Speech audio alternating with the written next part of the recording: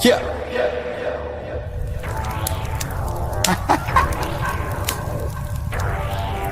Yeah. I know they mad for no reason. I'm holding on to change my life. Gotta move fast for a reason. I'm holding on to change my life.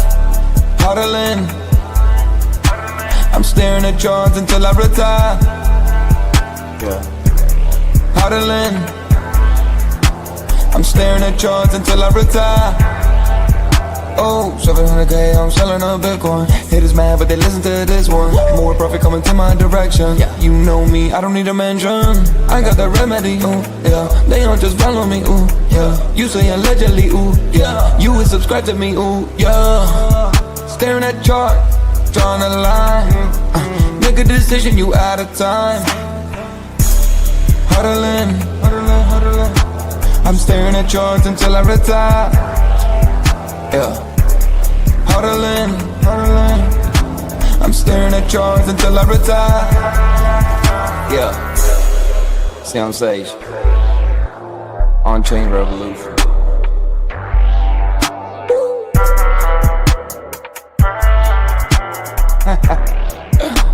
Youngest. Boom.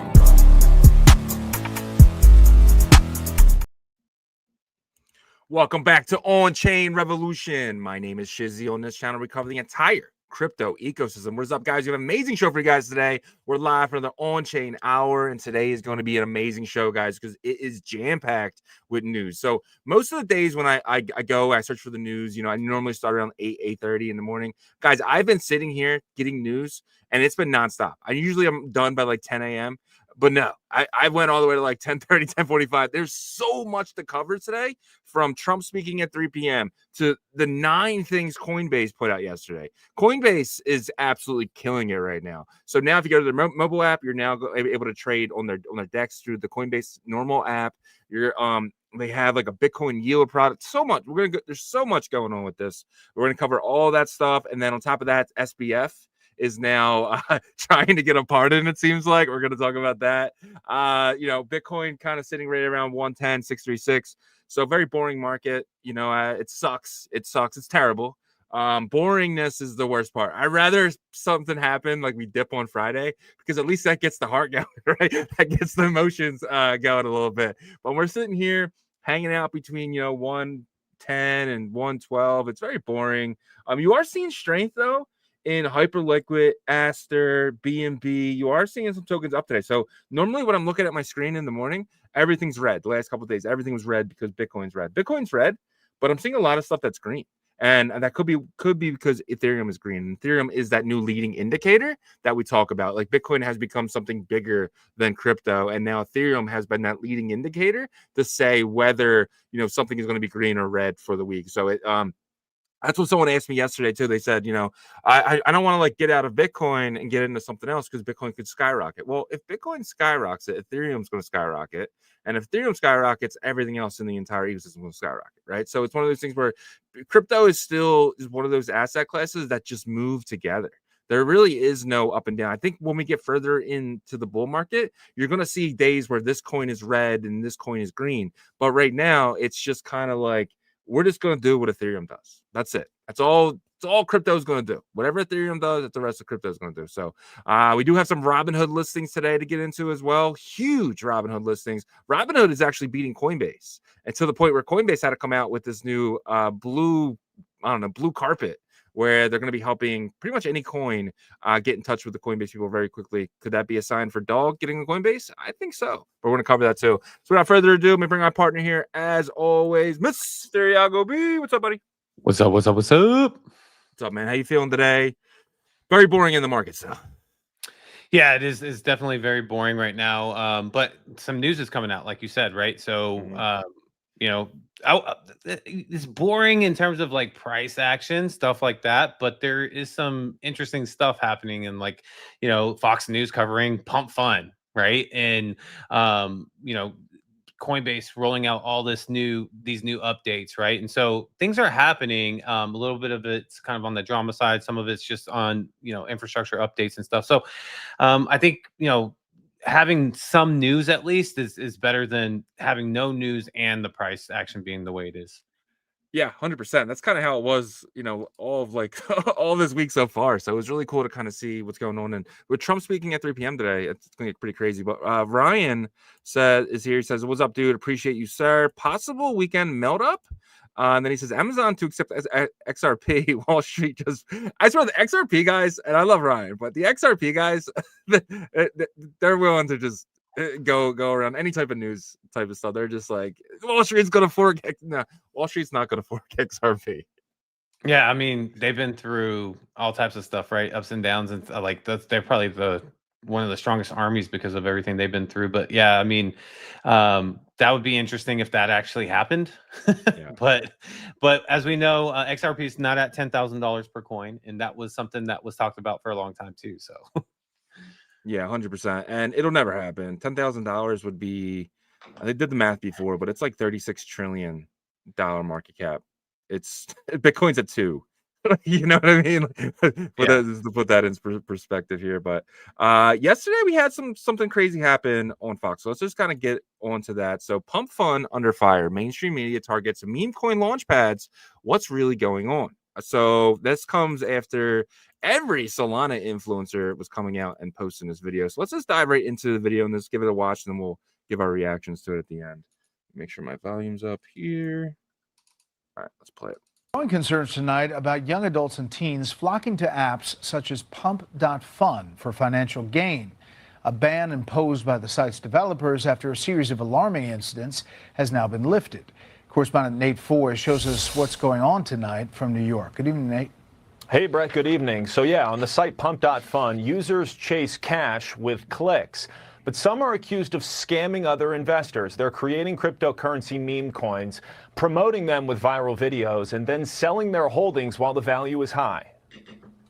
The name Pump.Fun references pump and dump, which is the sort of classic cryptocurrency or even pre-cryptocurrency type of scam.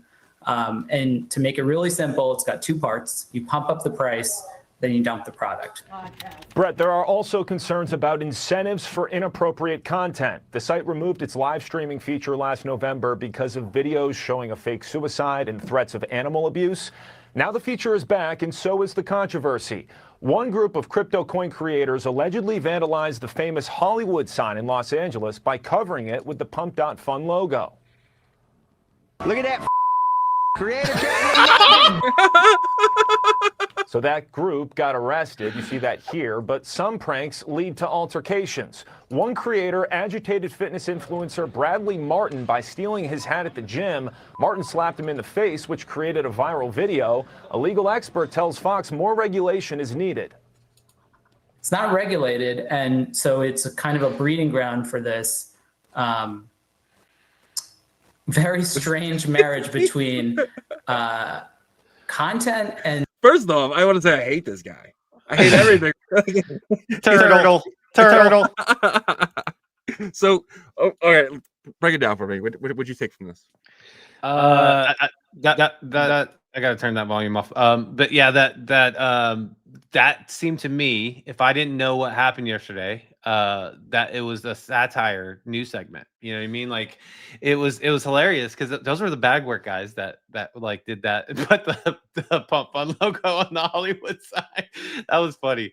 But yeah, and then these like pundits act like they know the space. I mean, okay, so I laughed initially because part of it did sound like how it works, right? There's like, you launch a coin, you hype it up, all these things. Now, I think they were definitely referring more towards like the streaming and stuff that's been coming out lately because they were talking about content.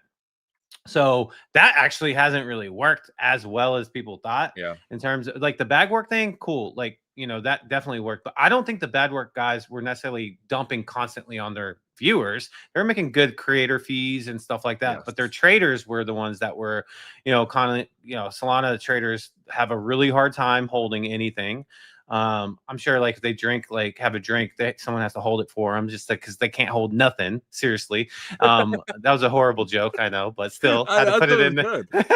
Had to put it in there. But yeah, and so I think they're just getting like, this only negative side. And look, there is definitely some negative to the pump fund and what's had on the industry, but like there's some people that have done well and have, changed their lives through pump fund as well too, right? Yeah. And they don't know the industry. So that's why I feel like they're either getting paid to do this new segment, because like why this kind of came out of nowhere too, right? It's like, hasn't been like an ongoing thing in terms of mainstream news. So I'm curious to kind of really understand like what prompted them to do this, because I heard they interviewed people that had like positive things to say, which they cut out of the segment. So yeah, 100%. And like Peter Thiel, somebody who's one of the leading investors in the pump fund, he's somebody, he probably made his money hand over fist, right? He's probably owns a lot of that Solana that they have on Kraken. But I think this might have been a coordinated attack on Peter Thiel and Elon for whatever reason.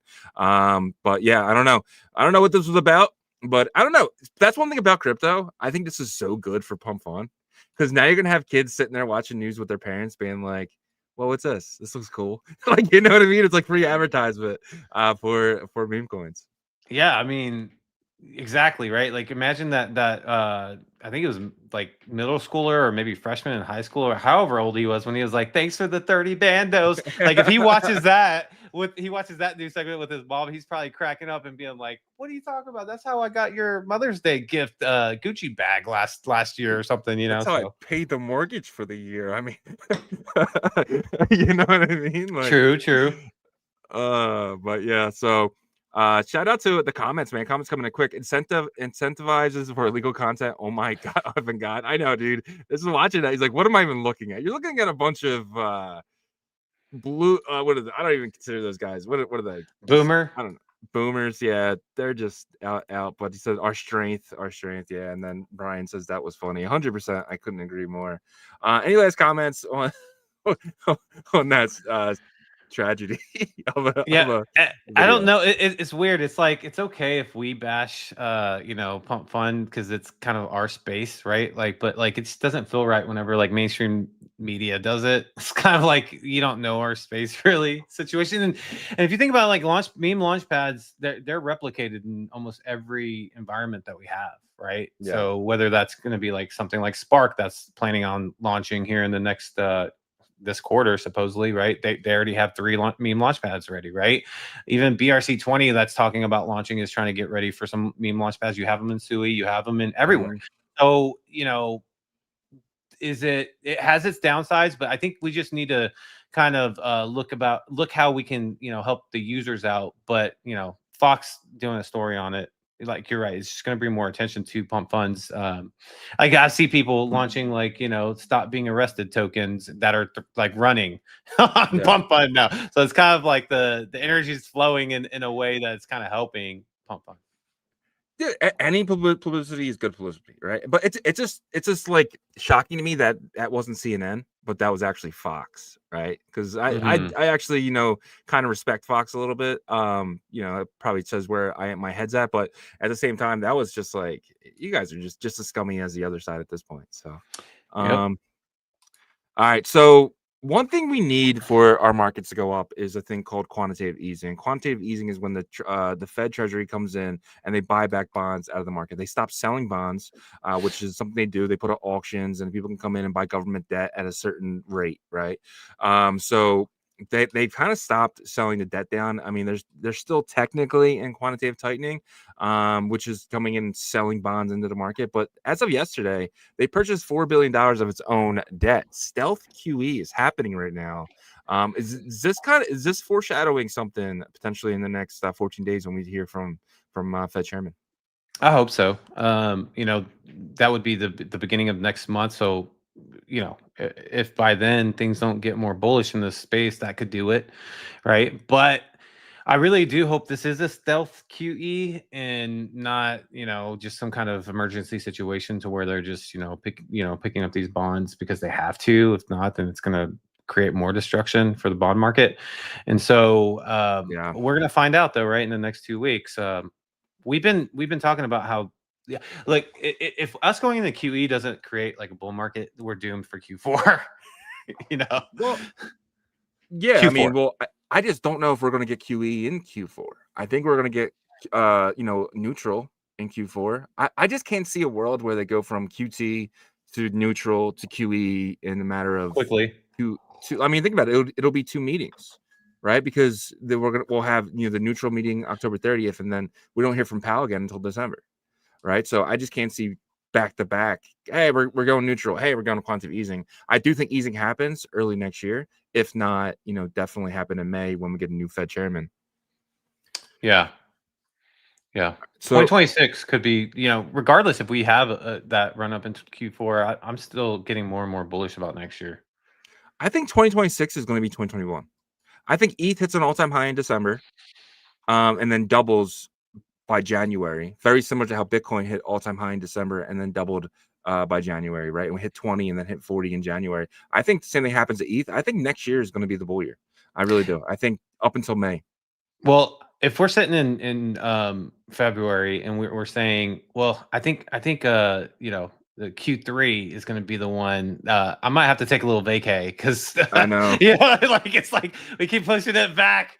No, but I agree. I think that forward-looking markets, right? That's how the financial markets work in the U.S. and they're going to be looking forward to that new chair as well. And that's the one thing missing from this bull market.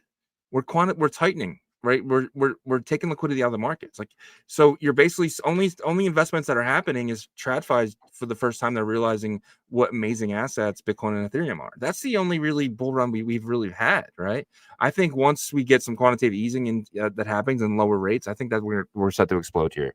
But the market's a snooze fest right now, and we should listen to Jeff. So every week, we talk to our partners, right? We have weekly meeting with our partner. One of our partners is Merlin. We spoke to Jeff, and Jeff said, guys, anytime this liquidity events happen like we had on Friday, it's like 2 weeks of really, really boring. And then coming into Monday was like real bullish, but we should have realized that was just a ricochet event from the destruction that happened on Friday. And we'd go into this sideways boringness that we're in right now. So sometimes you have to listen to smart people. But Jeff was saying, the next 2 weeks could be potentially boring. What do you think? Do you think we get 2 weeks up until the Fed meeting of boringness? Well, I'm not going to, take anything off the table in terms of like maybe it's a week. Who knows? Because this space can change. At a flip of a switch, right? So it could be next week or 2 weeks, but I do think eventually it's going to come back around, hopefully sooner than later. But Stan says which is most important for a bull run, Powell and the federal government opening or tariffs? So 3 different options you got there. Powell is obviously QE, and then the government opening back up and tariffs, which that would be amazing if all 3 were happening simultaneously. Well, I just think it's a DX. It's quantitative easing and the DXY. I think we need the DXY to drop below 96, and we need to be in QE.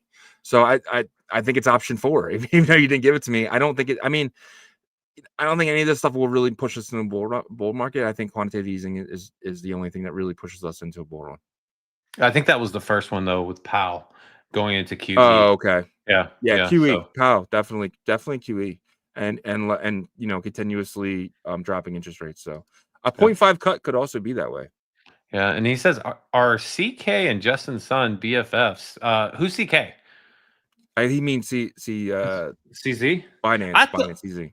I thought he meant Binance, but I'm looking at the K key and the Z key, and they are like on opposite sides of the world. So, if you could clarify what you meant by that, we'd greatly appreciate it. But yeah. CZ. Oh, you were right. CZ. I don't know how you hit that K, but well, I just Chinese, right? That's what I got yeah. from Justin's son Gotcha. So yeah, I think they're acquaintances. I don't think they plan stuff, but I think like when something big happens, that they call each other, right? Do you think so? Yeah, well, possibly. And I think at certain different times, in the past, seems like there's some friction there. But one thing I'll tell you about like Asian culture is that like, they kind of stick together whenever times are hard or whatever, right? So I imagine that they have some sort of relationship that they look out for each other a little bit. Yeah, I agree. If something comes on the wire and it's important, he'll ring. And if Justin sees his phone and says CZ, he's answering every time. Same thing but I don't know if they might call a couple times a year. So President Trump to make an announcement on Thursday at 3 p.m. from the Oval Office. The White House not indicating what it's about. So this wasn't planned. This is something that just came over. So people are saying it could be him coming out and saying, "Hey, we have a deal with China in place." Some people are saying, "Hey, he's going to come out and just rip the Democrats needs to get this open." I don't know. And then other people on the line are saying this is a crypto announcement. I think they're all begging by saying that. I don't believe this is a crypto announcement here. Well, any words on this? Do you think it's going to move markets at all? I mean, I don't know what to expect from him anymore, right? Like, it seems like he can just put out a simple tweet that can shift markets big time. And it's like sometimes like these predetermined meetings don't do much, So it's almost kind of like, would you rather have a tweet? Maybe, probably, than just this, because like the past couple times they've had these like set up meetings, like, and we thought it was about crypto, it ended up being a nothing burger. You know what I mean? Yeah. So just tweet good things about crypto. I'd rather have that. I remember the one thing. It was a crypto event, and he talked about FIFA for the first 15 minutes. Right? I was like, all right. So this one is funny and a little scary at the same time. So we have Paxos accidentally minted 300 trillion PYUSD 7 hours ago. This was obviously 24 hours ago. They added 6 extra zeros by mistake. So Paxos put out a tweet. They said at 3:12 p.m. Eastern Time, Paxos mistakenly minted excess PYUSD as part of an internal transfer. Paxos immediately identified the error and burned the excess PYUSD. Is it scary to you that these companies like Paxos, like USDC, like Tether can just mint insane amount of stable coins? And what happens if these issuers get hacked, right? And someone who has unauthorized access kind of gets in there and just mints a ton of this? Yeah, so I'm not too worried about that because this is like something that you can't really, foreshadow or forecast. It was an accidental thing. Now that accident is a huge accident, right? So, it could get worse and get into a situation that you talked about. But like, I think from a hacker's perspective, it would be really hard to time that because it's something that came out of left field, right? So I think they got to react the way they did immediately, take care of the situation that they created. So yeah, that's kind of how I view it. But I mean, that's a big, Dude. Homer Simpson pushing the button at the wrong time mistake. This was a $3 million purchase. And they added 6 extra zeros. Like, how does that happen? How do you add 6? What do you put in 1, 2, 3, 4, 5, 6? Have a conversation with somebody, forget you did it, and then put another 6 and hit enter? Like, how does that work? Yeah, I'm not sure. Yeah, I'm not sure, but like that definitely is will probably freaked people out when they saw that. And Paxos, this isn't their first. Like, if this was like PayPal who did this, I'd be like, oh, okay, I get it. But this is Paxos. Paxos has been around since 2017. I mean, they were the biggest distributor of BUSD, which is the Binance stablecoin, right before it kind of got deleted, basically. So this isn't their first rodeo. They know how to use stablecoins. This mistake was, in my opinion, they should be held accountable for this. This type of stuff should get you. I don't know. Do you think a fine? We have to see something to make sure that they put guardrails in place so this stuff doesn't ever happen again? Or do you think it's a nothing burger and we should just move on? I think that I mean there should be some sort of I don't necessarily think fine, but some sort of way to have more fail safes in place, right? Because within your own banking financial system, you can take care of a situation like this, right? Now, some people, like, for example, I've heard of stories where people will accidentally get sent like a bunch of money in a deposit or something. Some people spend it, but they'll have to owe the bank back. You can't do that with this. Like, you're not going to get money back, right? From someone that like was able to get. Yeah, I mean, you could you before can put a hold on it. You can lock it in their wallet. And then, sure, you can lock it in their wallet, and if they try to take it off rails and stuff, you can't. I guess it's just not tradable. It's like it becomes spellbound. So you can basically do that same thing, right? Well, I guess so. I guess that would maybe even be Well, if it was a mistake, it was a mistake, right? They'll figure it out. But Yeah. then that's where like customer service comes in and stuff. And then Yeah. we're talking about what is kind of world is this? It's just basically like just a centralized world again. And that's what a lot of these corporations are going to be like. So yeah, the first thing I thought though, that again, I'm so glad we have Bitcoin.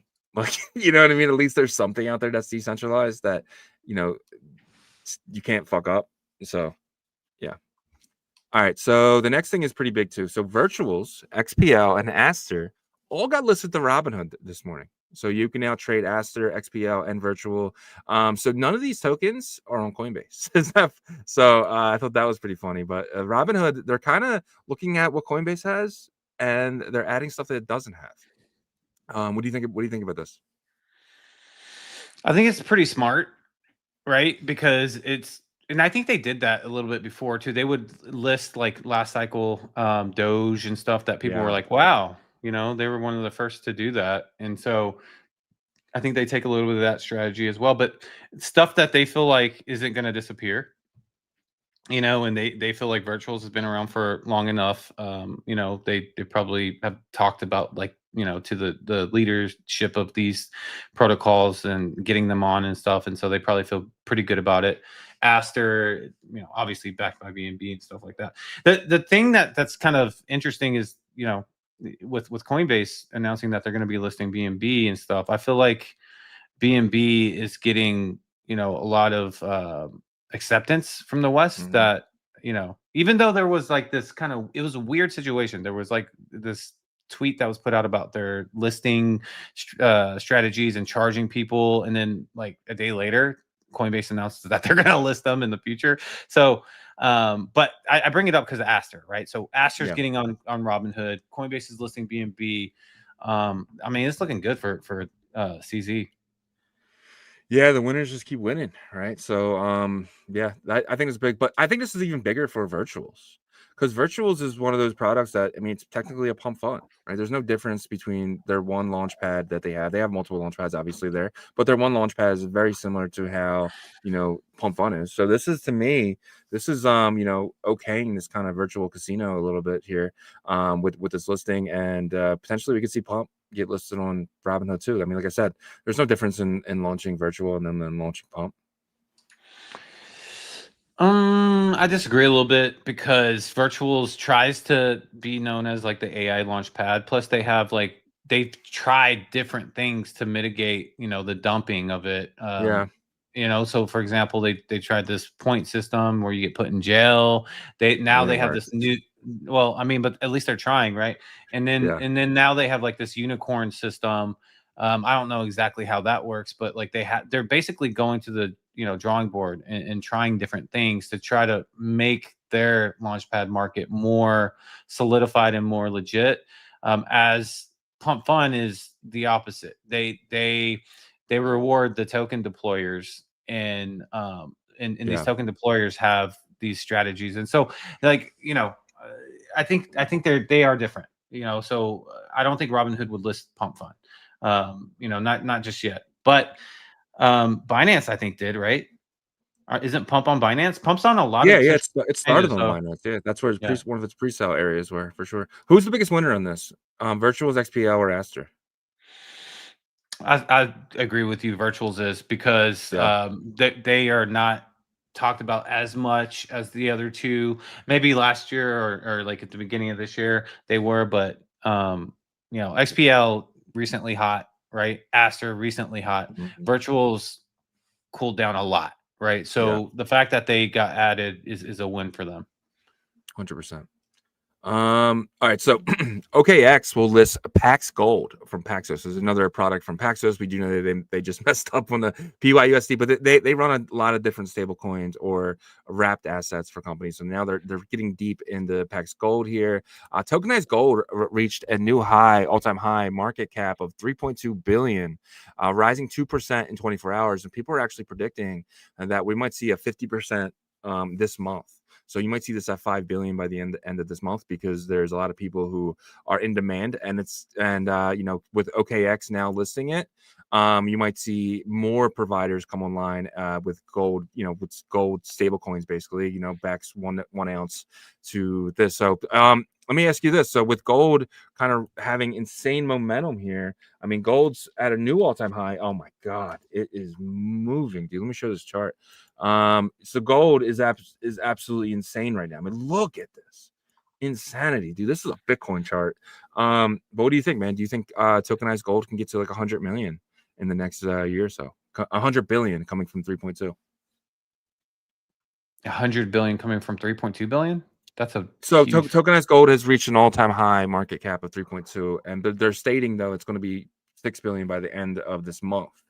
Oh, 6 billion. Okay. Yeah, I mean, I think because initially you said 100 billion. That's what threw me off and made me. No, that's what I'm saying. I'm saying, like, can we see about $100 billion of tokenized gold come on chain? I think so. I think it's inevitable. I think you're going to see half of the gold come on chain because it's just easier. It's easier to trade, and it's not. They take it out of the paper shit. But right now, when you trade gold in the stock market, you're just trading pieces of paper. But I think if you actually, if whoever's custodian the gold for Paxos, I think that's the way to go. Yeah, so I wonder what this market's going to look like, though. That's what got me kind of scratching my head here, is because, what is the collateral going to look like, or what is the backing of the people, the protocols that are going to be offering this, right? Because we know that, like, TradFi loves to make it seem like they're backing every single thing exactly the way they do, but it doesn't. We found out that's not exactly how it works, right? So I imagine our space is probably going to eventually do something similar to where they have to have some minimal backing of it, or something that the regulators come in and say you have to do. 1-to-1. It has to be 1-to-1. Well, if that's the case, then and they do it, then I think it's going to be very, very popular in our space. Yeah, that's what I'm saying. I think this hits 100 billion by February. I think with the way gold's moving, you're going to see a lot of Bitcoiners, right? And then potentially, you're probably holding this on on Ethereum or wherever, right? Wherever you want. You probably get it on any EVM chain, or you probably get it on Solana as well. But I think you're probably going to see a ton of people say, I want to buy gold, and then the more and more it gets bought off OKX, the more OKX is going to order to add to the liquidity pool.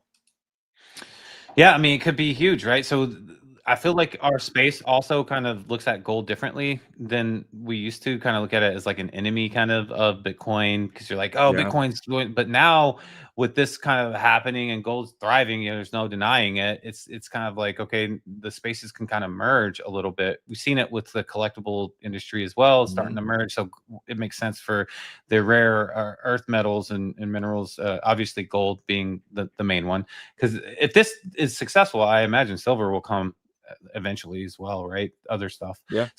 So I do expect this to really be a big part of our space, if that's kind of the trajectory, and they want to be able to trade anything in a digital asset way, right? You know what I think would be pretty cool? If you're rich and you just do a Bitcoin and gold liquidity pool. So where you can trade, and then you just make fees off that. I mean, think about that for a second. If somebody comes in and they buy the Bitcoin, you're getting more gold. And someone comes in and buys the gold, you're getting more Bitcoin. So and you're getting the fee 1% from each transaction, whatever it is, 0.05% for each transaction. So you're just winning, and you're getting that fee paid in either Bitcoin or gold. So I don't know, dude. This seems to be. This is upper echelon to me. I think this is going to be absolutely huge for the crypto space, because now we're going to be tokenizing everything. And I think you're going to see potentially $1 to $2 trillion worth of gold come online in the next 5 years. Yeah, and people are crazy about gold right now, right? So if you make it more convenient for their lives to be able to trade it, then you'll see more liquidity come into the space. But we got a super chat from Stan. $10. We appreciate that, sir. He says, Agent Hustle's migration tech is amazing. Would the channel know if Hustle has competitors in this space? If so, who? And do they have merger capabilities also? Thank you. So yeah, there's a lot of competitors with Agent Hustle. You have Hey Anon, you have Banker, you have Codex, you have a lot of them, but none of them are none of them have this migration tool that they're building there. The migration tool, there's only one other company that has a migration tool right now, and that's was it Launchcoin or whatever it is, right? So in my opinion, so to answer your question, Hustle has a lot of competitors in the AI space. It has only one competitor right now in the migration space, and you got to remember too, they have another product, where you're able to jump NFTs from chain to chain to chain with Emblem Vault, right? So in my opinion, Agent Hustle is one of the best techs out there on top of, having this migration. So, but there is a lot of competitors when it comes to the AIs. But I mean, Merlin also technically with the Wizard, also a competitor. Yeah. But the migration part of it, not many. There are some platforms that don't have the AI component, but just the migration side. Yeah. But they're doing a lot of it for their own Launchpads, right? So, for example, the Believe app, I think, does it. So, Agent Hustle's in a really good spot too, because other platforms, large platforms, I won't go into details right now, have attempted to create the migration tool, and they were like, look, let's work something out, or so I think Hustle's in a really good spot for the migration side and the AI side as well, because yes, there's competitors, but AI just kind of cooled off a little bit. But you're going to hear some big updates, in my opinion, here in the next month or so with AI and them specifically. 100%. Stan also says, does gold correlate with Bitcoin? So yeah, I actually have something with that. So we're gonna jump into that in a few minutes here for sure. And then myself says, most volume in crypto is bot trading. Sometimes these bugs with math logic is in the bots. So you're right. We actually talked to Jake Allen yesterday in our weekly meeting with him, and he basically said, like, Friday, all the bots got turned off, and we saw the market with its pants down for the first time. There was 0 trades happening, basically on chain. But yeah, I think you're right myself. Yeah. All right. So next thing here is really interesting. So kind of goes into what Stan just asked. So it's funny that you asked that at that time. But yeah, so this is this guy Mergen the Trader. I don't know if you follow this guy. He's a good follow. Mergen the Trader. Nope. Yeah, he says M2 is surging, gold is ripping, Bitcoin is sleeping. The divergence never lasts. Liquidity always finds risks. The catch-up rally will be brutal. So as you can see here, you have the blue, which is the M2 money supply.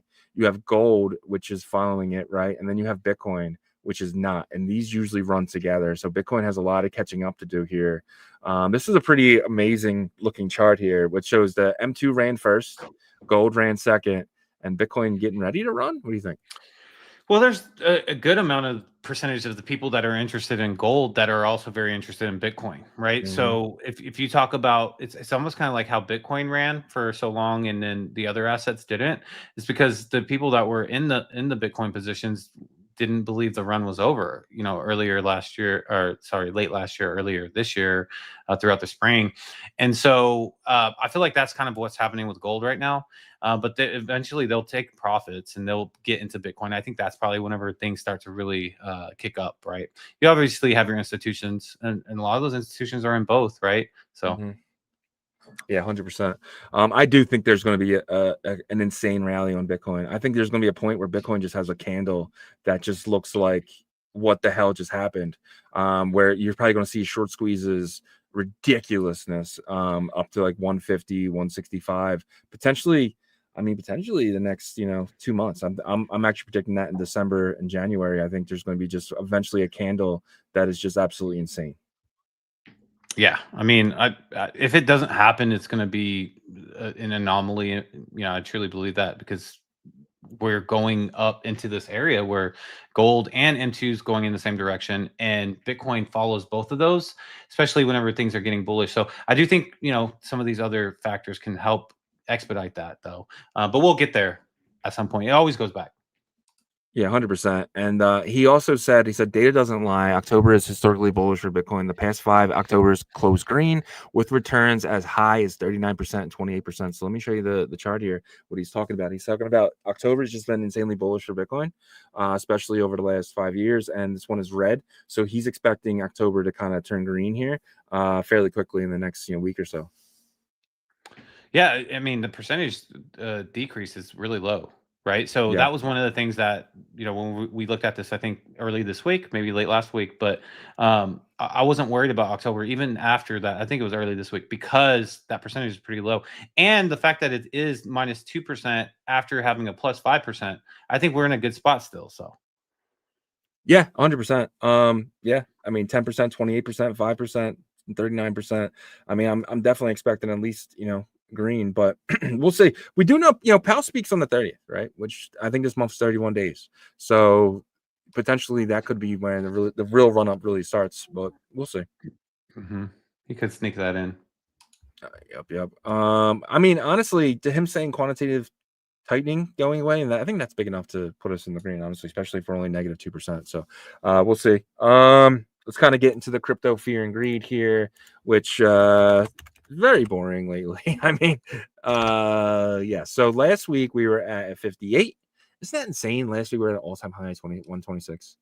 Think about that for a second. Last Thursday we were at 126.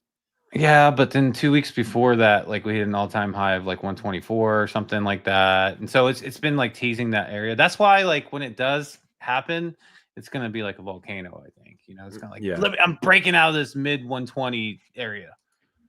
100%. Yesterday we're at 37. Today we're further down in fear. Where do you think we're at?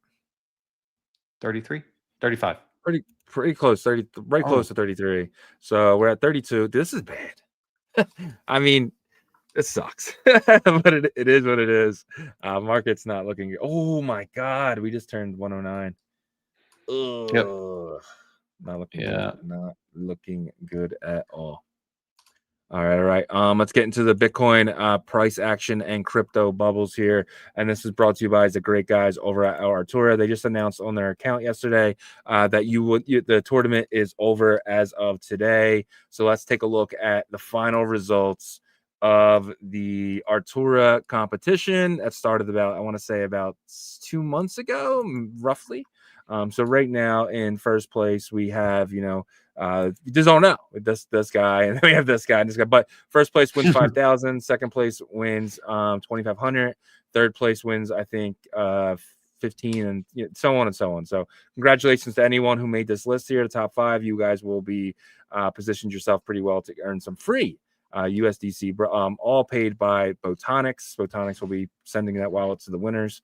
So shout out to you guys, congratulations, and hope that comes soon. And potentially, if you did make this list, there could be an airdrop for you as well with the ARA token, but that will be further down the line. So congratulations to everyone who made this list. And if you guys are interested in trading, I still think that the site is in maintenance right now, but they're going to be having some huge announcements coming soon. But make sure you guys head over to artura.finance to check that out.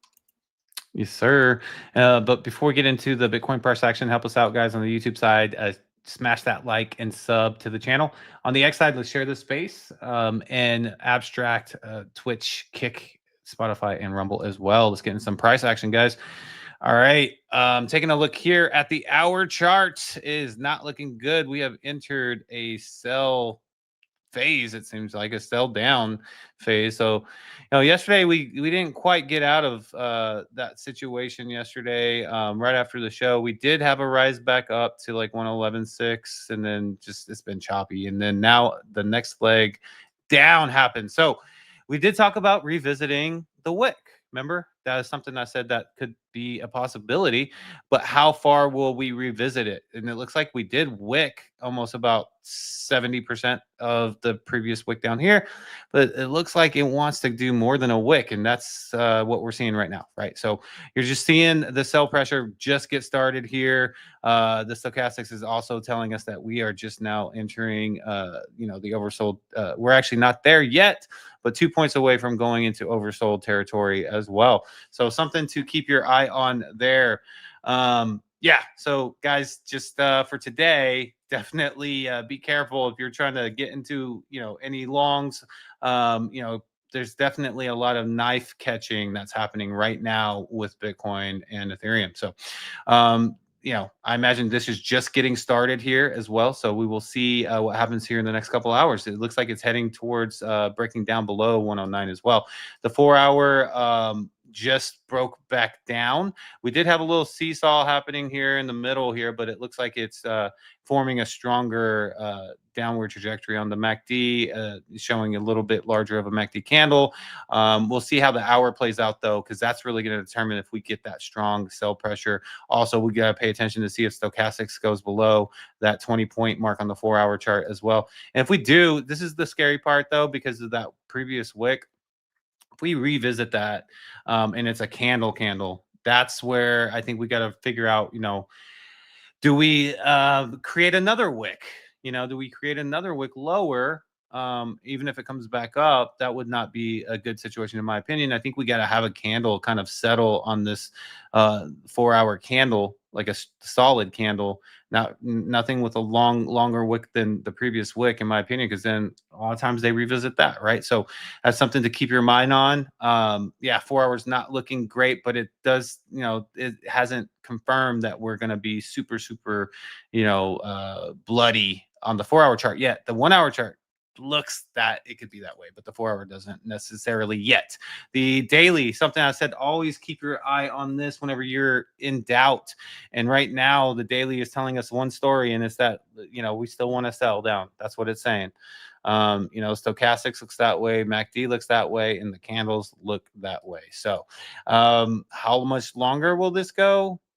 That's the $1 million question, right? It looks like we're breaking down below 109, or at least it's attempting to. So Ethereum, same thing, guys, same exact story. So we don't need to really get deep into ETH right now because it's just really playing off of Bitcoin. It looks like it may be a little bit less, but still, it could break down below 3,900 as well. Crypto bubbles, don't look at it. I'm starting to agree with you and Jeff now. It's kind of like, hey, the week or two following what happened last week might be, hey, let's go on vacation for 2 weeks type of situation, because we're just not sustaining any momentum to the upside.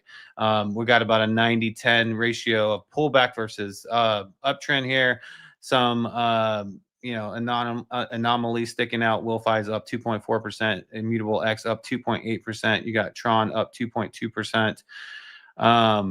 Co-AI is something that is been big recently, and it's at a $4 billion market cap. I learned this is on Binance Smart Chain. So Binance is getting a lot of attention with different projects there. It's on ETH too. It's on okay.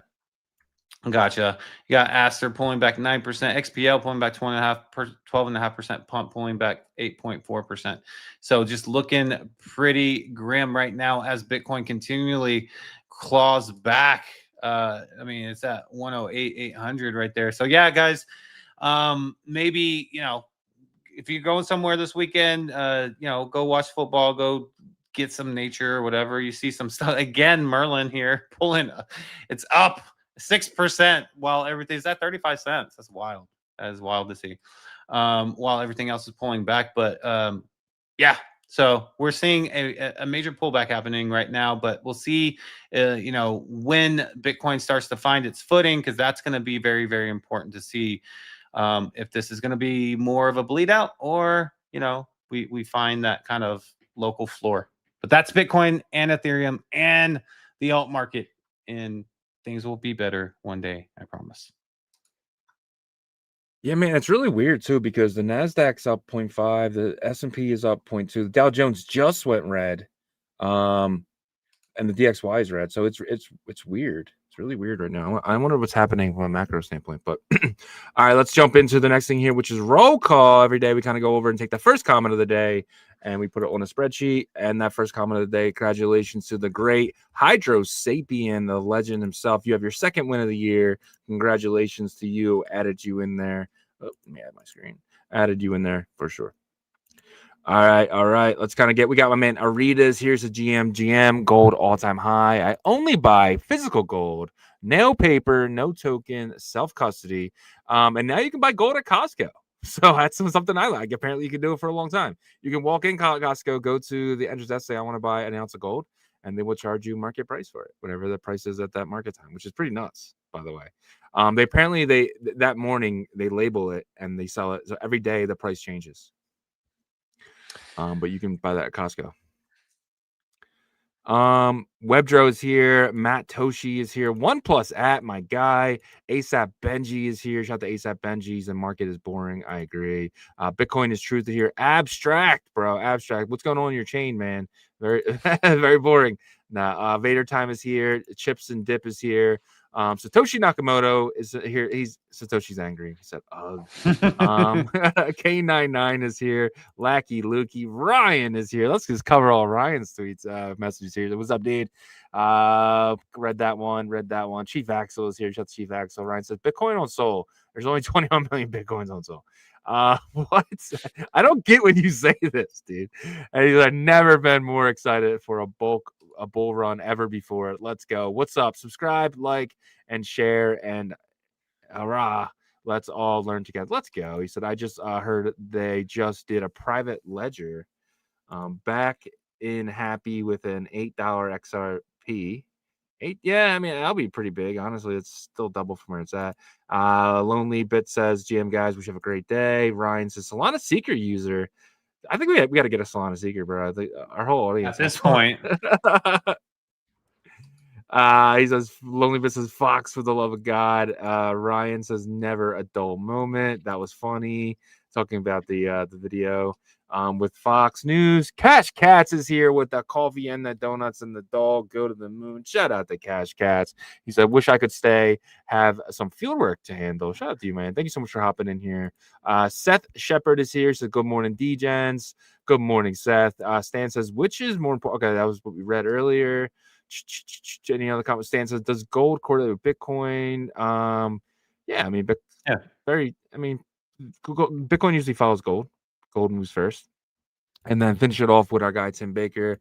Stan says, I am exploring the idea of cutting the cord and pursuing a bankless lifestyle through DeFi. In the current environment, would the channel suggest pursuing or big hell nah? Yeah, 100%. So I think in the next, 2 to 6 months, you're going to see a lot of people come fully on chain, meaning you're getting your direct deposit in stablecoins. When you go to, a convenience store, you go to Walmart or something, you're paying with stablecoins. And I think there's going to be a lot of places. We're seeing, MoonPay start that today, where if you have any crypto MoonPay, you can now pay at any place that takes a debit card. But yeah, 100%. I honestly, that's how I kind of want to live. I can't wait for a day where I can, go to my bank and say I'm paying my mortgage with stablecoins, or just like, have a payment option for stablecoins, and I just send stablecoins there and they hit accept, right?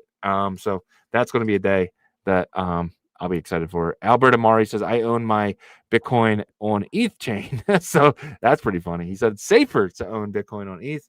Yeah, I mean, 100%. You got to a little bit of trust in that with the wrap Bitcoin, but 100%. Crypto is a scam, he says. Interesting. But you hold Bitcoin on your ETH chain. Oh, man. It's interesting. Chain of events. Comments. Yeah. 100%. Shout out to every one of you guys who makes roll call each and every day. And we're gonna one more comment popped in. He said, wasting your life in crypto. Are you though? We'll find out in the matter of 6 months. All right, so a lot of stuff with Coinbase here. So the next 15 minutes are gonna be all Coinbase, so it's gonna be kind of fun here. Oh wait, there's one thing ahead of that. So BlackRock to unveil the Genius Act aligned money market fund designed for stablecoin issuers. So I went and looked up what a money market is. A money market is a part of the financial system where short-term borrowing and lending happens, usually for less than 1 year, and it's known for being a very safe and highly liquid market. So basically, what this is when we say the rich they don't use their own money. No, they don't. They go to these money market funds, and when they want to invest, let's just say $100 million into Nvidia, what they'll do is they'll buy they'll borrow the cash from BlackRock, invest that money, and then when it's time to pay back that loan, they sell their asset and hope to get a couple percent gain. So if you borrow $100 million and you make, let's just say 3%, you're making $3 million on someone else's money. Right. But you are taking that risk on if it goes the other way, and you have to, when that loan's due, you have to come up with that cash yourself. But what do you think about this? BlackRock now using the Genius Act as regulation to kind of do this with stablecoins. Yeah. I imagine people are going to be putting up, maybe like Bitcoin. I wonder what type of other assets people can put up, to be able to get these loans, basically, right? But the people that do that, they're very good at that. First of all, that's how they stay rich. When you say the rich stays rich, they become richer or whatever, it's because they borrow against their assets. They don't use their own cash. They use the bank's cash. In this case, would be BlackRock's cash, and they flip that situation and they keep doing it over and over, right? And so I expect this to happen. This is a natural evolution of stable coins for that to be a big product there.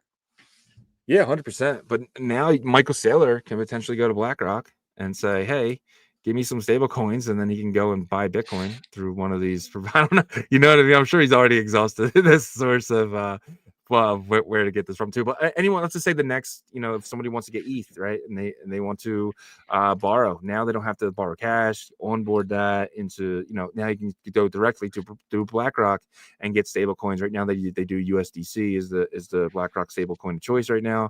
They do own like 15% of Circle's public shares. So that's probably another reason why they're using USDC. But at the same time, now you're going to be able to get stable coins, be on chain immediately, buy Bitcoin, and then in a year's time or 6 months' time, you sell that Bitcoin and pay the loan back and keep the reward. Yeah. Maybe not him so much doing that, but like other people, I think, because he has his way of doing it. And plus, like, I feel like he should probably eventually like slow down with that, because you don't want him to have so much supply, or at least like act like another entity that he might own does it. You know what I mean? So, but yeah. Look, this is setting the stage for regulations and how this is going to work. Rich people have to know how to play the game, and they want to know, and unfortunately, I know, people in the audience are like, they don't need no more money, but they're going to play. They're going to participate. Dude, Delrod says, but you hold Bitcoin on ETH. I saw that comment right when it came in. I was like, I love it. I love the comment, guys. Keep comments in, please. It's really refreshing. We're gonna really start spotlighting the comments here on the channel. Is one thing that we potentially been lacking, because the comments really they drive most shows, and we have to definitely make sure that you guys are a bigger part of the show than you have been previously. Coinbase launches the Blue Carpet, a new listing program giving projects direct access to Coinbase's team, asset page updates, and referral perks, and Coinbase One access to simplify listings. It makes listings faster, transparent, and free with custody, liquidify tools, and regulatory guidance. Coinbase aims to be the top choice for serious builders launching new tokens. So I dug a little deeper into this. The Blue Carpet gives projects direct communication with the Coinbase listing team that removes the mystery around how to apply. A big deal for runes-based tokens that want sex exposure. So this could be an opportunity for DOG and assets that have community, have large market caps, and potentially could easily get in touch with somebody from Coinbase and say, yo, you guys already have Taproot. Let's get this done. Yeah, it could be. I wonder what other runes possibilities it opens the doors for, right? None. Yeah. So you have DOG. Well, I think that is the start, right? Like, you have to start somewhere, right? So, powers to be within certain communities, for example, MIM. I think there's people that have big money that like are some of the whale holders in that community, could try to pump that to try to It's a get $20 million asset. Yeah, no one has big money in there. It was 80 million at one point, and almost 100, I think, didn't it? It's Get to $20 that million point? now, though. Yeah, You know yeah, what I but mean? If there was whales in this, they're all out now. Yeah, well, DOG was also right at $1 billion at one point, and it's gone below 200 I'm just million saying before. it's holding on. Coinbase doesn't really have anything that's less than 100 million on their team. I'd be shocked. But my point is they would try to push it past 100 million to be considered. You know what I'm saying? So that's what I'm trying to say, is that, like, if they get excited about it, I mean, they did get excited about the Kraken listings, and that's whenever they pushed it to 80 million, right? So, that's all I'm saying. I'm not saying that a bunch of runes are going to be listed or anything like that. What I am saying is if DOG gets on, that gives hope to some of these other communities that possibly can rally together. Yeah, 100%, and it really opens it up for Merlin as well, right? And potentially Agent Hustle. right? Because like these are legitimate projects that now have access to Coinbase's. I mean, they're gonna hire a lot of people now. If you're gonna have, you're gonna have 7,000 people calling you a day to kind of get their token listed. They're probably gonna put out guidelines like, hey, you have to be over 100 million, you have to have over $100,000 in daily active volume on sexes and stuff like that. But another way though, you can just go and get listed on Aerodrome, right? And then you're automatically on there because they just kind of announced today that they DEX trading is now live for all US users. So now on your mobile phone, you can go over there and you can potentially buy anything with your through your Coinbase app. You can now buy any asset that is on Aerodrome. Yeah, that is a way to kind of bypass it. And it seems like that would be easier to do than go through Binance Alpha, because Binance Alpha still has like that process to where you got to get whitelisted for that. But I do think, what you said initially, with this blue carpet, I don't think it's necessarily going to make a bunch of projects like easier to get on, but legit projects easier, right? So like I think they're gonna do their due diligence even deeper, but like not necessarily like put a stronghold on like, okay, you have to wait like this long and all these things, right? It's like, if you pass this kind of kind of background checking process or whatever, then you're in, right? And those have to be some strong I guess like fail safes that Coinbase has, because the last thing they want to do is list like a rug, right? And I think they will make sure that process is really strong and formidable, but it does give the actual projects that deserve it an easier route. Yeah. Do you think it'll be something for Coinbase to say like, hey, if you want to get listed on Coinbase, all you got to do is do average $1 million of volume a week on our sex, on our DEX, right? So if you want to all you got to do is add liquidity to Aerodrome, and if you can average $1 million a week in volume, we'll add you directly to Coinbase. Do you think that's something that they could do? No, I don't think so. I think for the centralized exchange part, I think that they're gonna, because they'll promote those coins more, right? Because they're on the centralized exchange. So I think that they're gonna have to need like a person of contact that goes through meetings with them and like officially make sure that Coinbase is protected and stuff like that, right? But the DEX part of things, I think that being on the Aerodrome DEX, I'm not sure how they're going to do that in terms of like have a flag warning or whatever, like hey, these assets are higher risk, so you got to be careful a little bit more. However they're going to do that, there's going to be something, in my opinion. Because I think that obviously if they're doing volume on there, we've seen tokens do tons of volume and then end up being like not a good ending to the story, right? So getting on the SEX is going to be a different situation. A lot more. I need more proof, and I need some good backing of bringing you guys on. Yeah, because 100%, because when you're trading on the DEX, you're trading against other traders, you're trading against a liquidity pool, right? When you're trading on the Coinbase DEX, you're actually trading against Coinbase itself, right? Because Coinbase itself, they have their own back end liquidity pools that actually, so potentially, if you come and dump on a SEX, you're only dumping on, that, you're dumping on that group of people. You're dumping on Binance, jumping on so if like if someone holds 15% of the supply and immediately sends that to Coinbase and dumps it because that token was just listed, that's bad for Coinbase, because they potentially take an L on that. So unless somebody comes in and buys it up because the token price is cheaper. So I don't know. All right. Coinbase Asset Management launches the Coinbase US Bitcoin Yield Fund, or CUYF. So right now, if you are a accredited investor, you can potentially take your Bitcoin to Coinbase, and you can get 4 to 8% yield. So Coinbase's Bitcoin yield earns 4 to 8% yield using low risk basic trades, buying spot while shorting futures, and a selective institutional lending secured through Coinbase custody. So institutional lending is also another way they're able to get yield on this. But what do you think, man? You can now get yield on your Bitcoin through Coinbase, 4 to 8% through this new asset management. That's good. I think it's going to attract the right crowd for that, right? There's going to be risk tolerances, of what type of product different groups use, and I think the group that gets attracted to that is going to be completely fine with that. But for example, if you are familiar with DeFi, you might say, okay, look, I might use wrapped Merlin Bitcoin because I can earn anywhere between 8 and 21%. The first staking vault was, I think, 17%. So you're looking at a pretty large increase there, right? And but their strategies are different, right? And so you are taking on some more risk with that. But how well do you know the protocol? How comfortable are you with that? So that's two totally different types of groups of people. But I think it brings money into our space because that group of people that does, are okay with that type of product, they usually can, deal with large size. Yeah, 100%. Do you think Michael Saylor actually gets involved with this? We do know that Coinbase does custody up some of his Bitcoin. It used to be all of it, but now he's actually using some other custodians to kind of separate the risk asset of that. He's actually using the CME, the Chicago Mercantile Exchange, as well to custody it. But let's just say he leaves 20% of his Bitcoin there.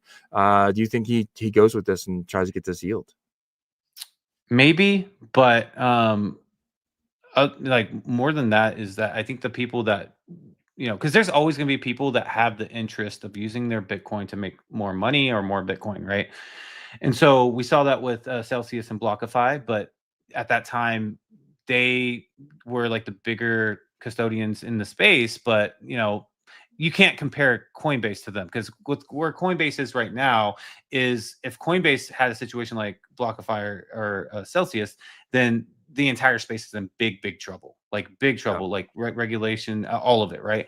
So I think people are going to feel more comfortable doing it this go around, even though people say, well, you know what happened with Celsius and BlockFi? Well, you're dealing with the entity in the West, in the US, that it can't go down. Like the government will have to step in and figure things out, right? Obviously, if it's fixable. So yeah, I think this is going to be a popular product amongst people that were looking for, that confidence. Yeah, 100%. Yeah, I think this is amazing for the space too, because I have people I used to work with who have potential Bitcoin there, and they potentially get yield. And I don't know if they're gonna they're just gonna say, hey, if you hold Bitcoin on Coinbase, you let us be your custodian, we'll just give you the 4% yield. But we're automatically doing this in the back end. That could be something, or maybe you have to sign something. But there is no risk to your actual Bitcoin here, because what they're doing is they're just they're shorting the futures and buying spot, and they're basically that arbitrage is how you're making the yield. So they're basically giving you the arbitrage, but the more Bitcoin they can do this with, the more arbitrage that they can do.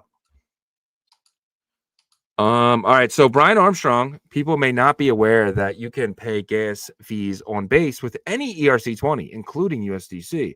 I looked into see how they're actually doing it. So Base uses ERC 4337 Paymaster, so users can pay gas in any ERC20 like USDC. The Paymaster covers ETH gas, then gets reimbursed in tokens, letting you skip the holding. So what they're doing is they're basically sending whatever you pay in gas to this provider. The provider's basically sending back Ethereum and for the swap, so it's paying it for you, which is really cool. So now if you can go over to Base, you can have virtuals in your wallet, and you won't get stopped. Like it'll just send it. It'll just take a piece of the virtuals and then send that to this decentralized provider. That provider pays the gas in ETH, and then obviously they take a fee for this. So it is cheaper to use Ethereum. But if you don't have Ethereum, it's happened to both of us on Solana multiple times. Or we're trying to trade out of the token, we just couldn't. But now you can do it with any token, any meme token, anything, because they're just going to dump it for Ethereum anyway. Yeah, and I mean, I think this is a good opportunity actually for blockchains or like the providers, the service providers, because you can make that little bit of a fee if they're charging a little bit of fee in it. But this is something I expected to happen anyways, because when you do get stuck and stranded and you have to go through a centralized exchange and buy that token and send it over, it's just such a nuisance and it's friction point, right? So I expect to see this on multiple chains, right? Maybe not promoted aggressively, because some chains have their own token. They want to make sure that that is being used primarily. But you still want to compete. Yeah, it is. It is being turned into it. And yeah, I guess so. So maybe everybody just goes into this. You know what I mean? Yeah. It's all you're doing is you're creating You're selling another into way it. to make fees. Like, Solana would be smart to have this, to create this on their own, right? But obviously Solana doesn't have the ERC 4337. So this will be, I can see, all the EVM chains, Sonium, Robinhood, them all kind of doing this as well, just kind of using this provider that Brian Armstrong, and it's something that probably Coinbase probably invested into, right? To get something like this live, because it is only for base right now. All right, so Coinbase has added BNB to its roadmap for potential listing. The company stated that the asset launch for trading is subject to market support and technical infrastructure readiness. So they claimed the reason why they didn't list BNB was because they never actually, or any BNB asset, they actually just never linked the EVM to what they did. And they said basically because it was competitor risk with Binance, but they're no longer going that way. They're actually going to be listing BNB. BNB is a top 4 token. Like, how do they not list this prior? I don't know, man. I felt like it was kind of like an East and West thing, honestly. Yeah. Like it was such a, dominant token for so long, but I do feel like it's become more dominant, even more so this cycle or this year even, right? So you just see a lot of strength with it. You see, a lot of these tokens popping up on BSC. If you go back to 2021, BSC was kind of Solana of that cycle to kick things off, right? To where everything was being memed and everybody was getting dumped on and stuff like that, right? And so they're coming out with some pretty solid token projects like Aster, like CoAI, like a lot of these sectors that they're trying to be like leaders in. And so the price of itself and BNB has just been aggressively strong this year in a alt market year that has been very, very weak. So yeah, 100%. I think you're right. I think it was just like they didn't like they didn't like Binance, so, and they want to be different than them, so that's why they didn't list it. But it was only 4 years ago. Coinbase only had like 6 tokens on their exchange, right, in 2020. They started like listing a lot of tokens in 2021, but like it was it was a dead area. You can only get certain tokens, but now pretty much you can get anything. And they're like, we got to do BNB. But CZ actually commented on this. He says, moreover, I would urge Coinbase to list more BNB projects, not just BNB. Binance has listed several base projects. I don't think Coinbase has listed a single BNB chain product yet. So they still, obviously, BNB's not traded there yet. So CZ's actually saying, yo, don't just list Binance, list everything here. yeah, well, you got to start with Binance, right? So he was like, I don't think they've listed a single one. Well, that would be weird if they listed one of your chain's projects without the gas token of the chain, right? So, I think he's just probably trying to get that out there while the topic is hot right now, and saying, hey, let's work together type of situation. Yeah, 100%. And speaking of BNB, on-chain data shows BNB tops the charts with over 3 million in network earnings, followed closely by Hyperliquid. So the key takeaway here is Solana now behind Ethereum, Tron, Hyperliquid, and BNB chain. Solana was number 1 all year up until about August. And now it is actually 5th. What do you think about this? BNB leading the way, potentially from Aster, though. That's kind of one of the big reasons. Yeah, and then Tron, I don't know what exactly is going on over there, but some people are saying that people are bridging over there. So I guess maybe they're whipping up some type of meme environment. Maybe, I'm not sure. No, but they have high yields on stable coins. Well, I knew that. I already knew that. I already knew that Yeah. was happening. But like, I saw something on my timeline like yesterday saying that there's different activity outside of that too. So I don't know if there's something new that's going on over there. But yeah, I mean, the one obvious thing that sticks out here is Solana's, behind even Ethereum right now, which is kind of like been the butt of all jokes, right, in terms of DeFi activity this cycle. And you see Solana just really, I mean, if it goes below Bitcoin. What happens then, right? I hope Bitcoin comes back out, and has that 2023 moment again. But you see Solana, just really retracting. I mean, you see it like in the trenches too. Nothing's sustainable. Everything is like just really being dumped hardcore type of situation. Yeah, I don't know what else to say about Solana except for maybe switch the narrative up again, because the way that they regain supremacy is by having that pump fun narrative and the meme launch pad narrative. So maybe they just need to get creative again and come out with something different which would be good for the space, honestly. If it, that would be good for the space if they can be creative and come out with something different other than the launch pad meta. Yeah, 100%. And like you mentioned Bitcoin. I mean, Bitcoin's at 1 sat per VByte on a daily basis, but it's still beating Base. It just shows you how much is actually happening on Base, Arbitrum, Osmos. I mean, even Polygon. Well, you have to remember too, this is top chains by fees, and it's almost free to do a transaction on Polygon. It's like 0.0001 of a penny, right? So that could be a reason why you're not seeing these chains. You need a lot of activity to kind of get these chains up. But we do know that BNB is one of the most expensive ones. I think people were saying, hey, to do a transaction on BNB, it's like $7. Yeah, well, it's only $7 when it's busy though. So yeah, that's why whenever I tell you that sometimes you got to try 10 times unless you jack up the BNB, right? Mm-hmm. Which you don't want to do that, but obviously if you're in a trade that you need to get out, you're gonna have to do that, and you'll take that loss. So for the most part, it's about $1.50 around there, So, but they should show this chart in transaction amounts, not the dollar amount, because it's kind of skewed because of that. Like you said, some gas fees are just more expensive. Yeah, 100%. 100%. But this is how can you judge if you were somebody like an investor, a big time investor, and you're thinking about getting deeper into a chain. Does this something you look at? Because I mean, obviously, like old investors, they look at revenue. This is technically considered revenue for the chain because the gas actually goes back to the chain itself, right? So that's one how the foundations kind of make money, is because it kind of goes to the stakers, and the foundations are the biggest stakers. Well, if you look at like when Solana started to really, show very aggressive dominance, I would say it would be probably, Q3, Q4 of last year, whenever it started to show that. And that's whenever it was like, at the top. And then so you saw Solana go to like, what was it, like 240 maybe? It went higher than that, didn't it? Like in last Q4. So now 300. 300 something, yeah. And all-time high for sure though.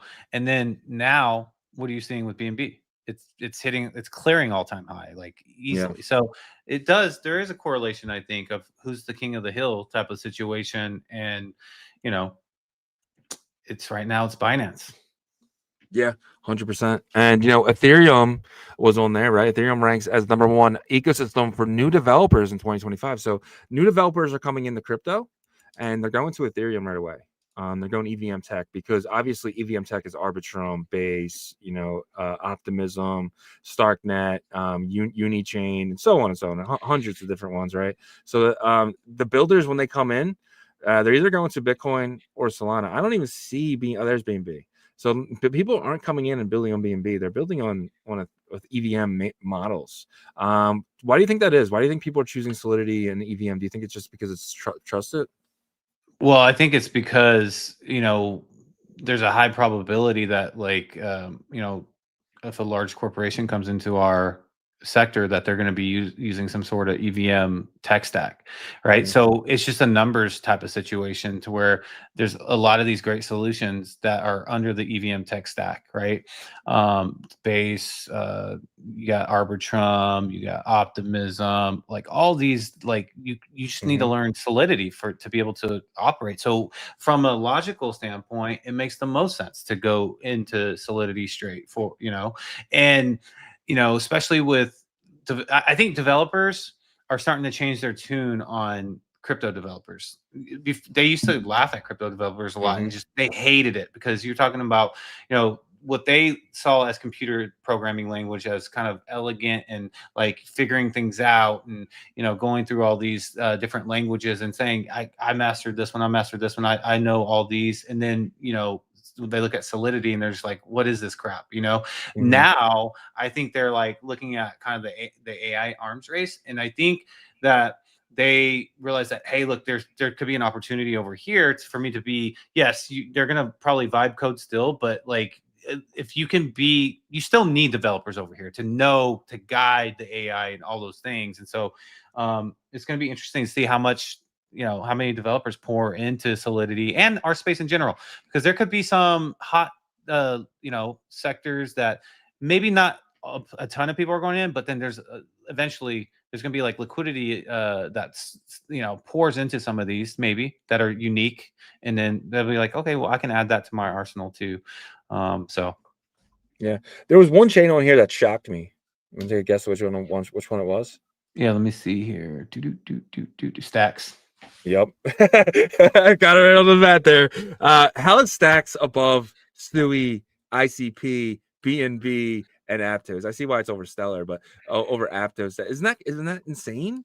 Like, who's building on Stacks? Well, I think it's the potential. That's the whole thing with Stacks is like, what is Stacks' potential to be that scaling solution for Bitcoin? And I mean, maybe in 3 years we see, Spark and Lightning in this area, somewhere. Well, that would be Bitcoin, right? TypeScript, I guess. I don't know if they have, I'm sure there's some separate type of language they have to learn for Spark. It says ecosystems, right? So I don't. Okay. You know what I mean? So I guess Stacks has its own ecosystem then. Yeah, that's what I'm saying. Like, I was just like blown away by that. Like, I would think Stacks would be just in Bitcoin, but apparently not. I don't know. Most of the people who made this are just very Stacks oriented. I don't know. But all right, so the next two things are troublesome. So the sudden market dip of yesterday, the $2,000 Bitcoin dropped or wiped out two big traders, James Wynn and Machi Big Brother. Machi got liquidated for 53 million, while James Wynn got liquidated for 200,000.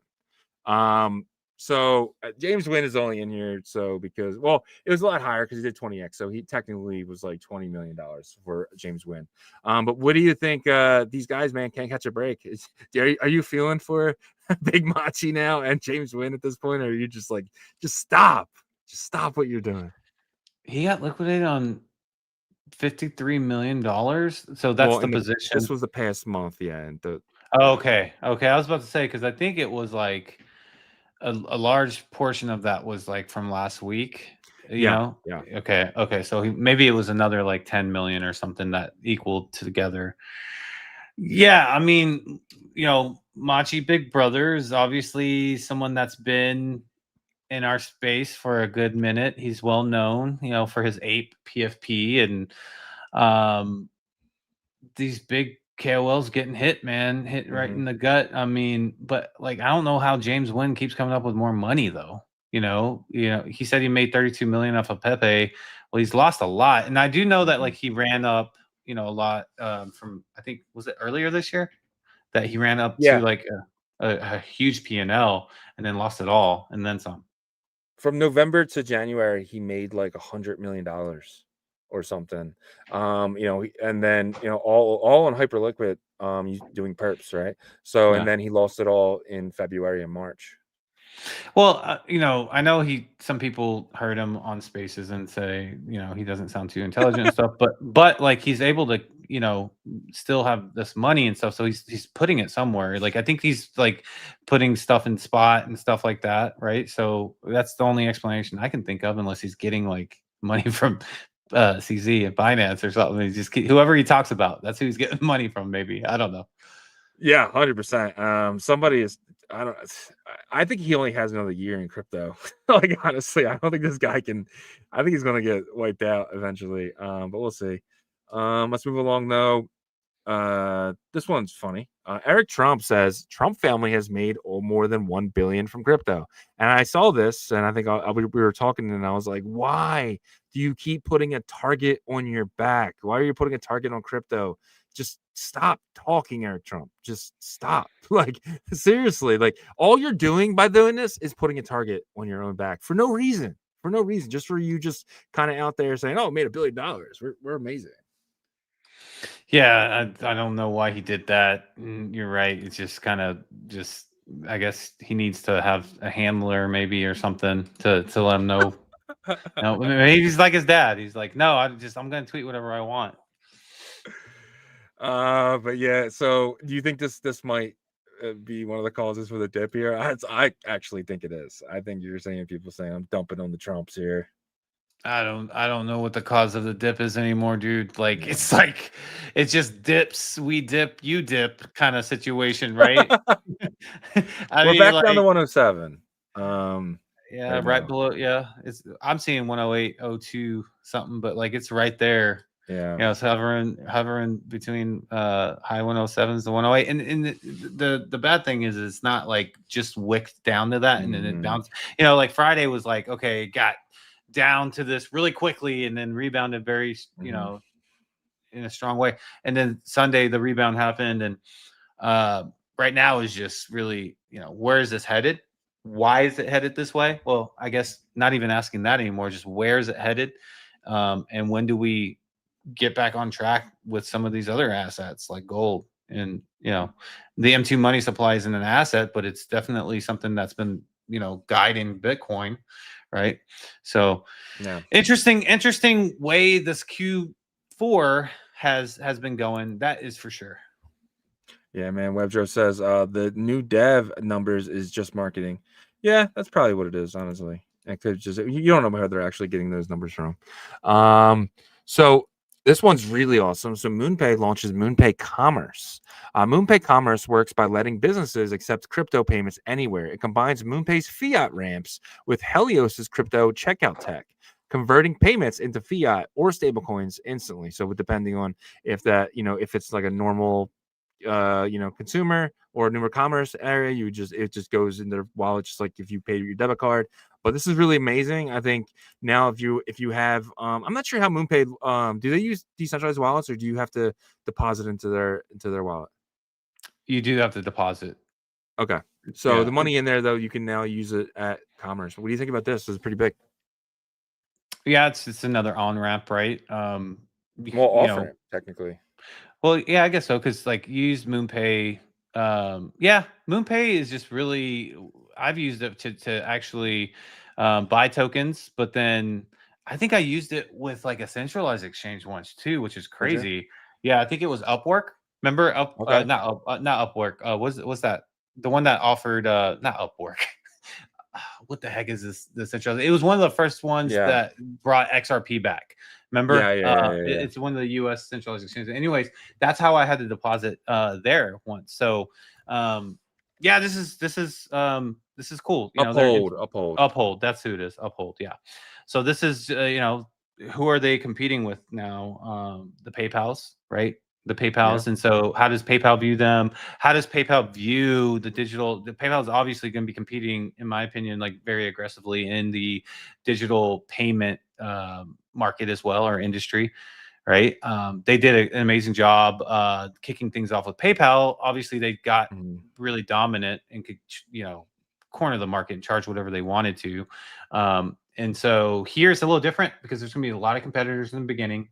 And so, yeah, I wonder who's going to kind of come out of this, right? Because a lot of times when there's a new innovative sector or industry, there's usually a new name that becomes like the new kind of go-to, right? Sometimes you do have like legacy brands that come, you know, Ford's been around forever for vehicles, right? And they didn't go away. I think PayPal will still be here, but and maybe they be the dominant one, who knows? But typically when we're in a new industry, especially like tech driven, there's usually a new name that becomes that dominant giant, you know? Yeah, 100%. And I think MoonPay is doing it right here. You do have to KYC. I looked into this so to use this a little bit because same way as you would buy. So when you buy, you have to KYC. When you sell, you have to KYC. Well, you have to, you know, you'll already be KYC because you already bought. So it is one of those things where to use this. So that's one of the ways, the negative things about it. But it is what it is. But still, it's still pretty good. So SBF tweeted yesterday, and my ass was like, "What is this?" So he nobody's really talking about this on the timeline. But I for some reason I'm following him, and I got the notification SBF on a Getter. So I went and clicked on it, and I was hoping I wasn't hacked, but I wasn't. It's this new like social media type site or whatever. And he I read through this, and I summarized it for you guys. So He claims Biden's DOJ targeted him after he donated millions to Republicans, arresting him the night before his crypto bill testimony. GOP said it was to stop him from speaking. He alleges Gensler's SEC lost key messages tied to his arrest timing, calling it political retaliation, while the SEC insists data loss came from automatic phone wipes, not cover-ups. So he's basically in here. He's basically turning his on the Democrats here, and he's basically saying, like, I've been a Republican. I've been a Republican this whole time, but I was forced to be a Democrat. But we do know that he was donating to Democrats. You know what I mean? Like, I don't know. I don't really believe in this stuff.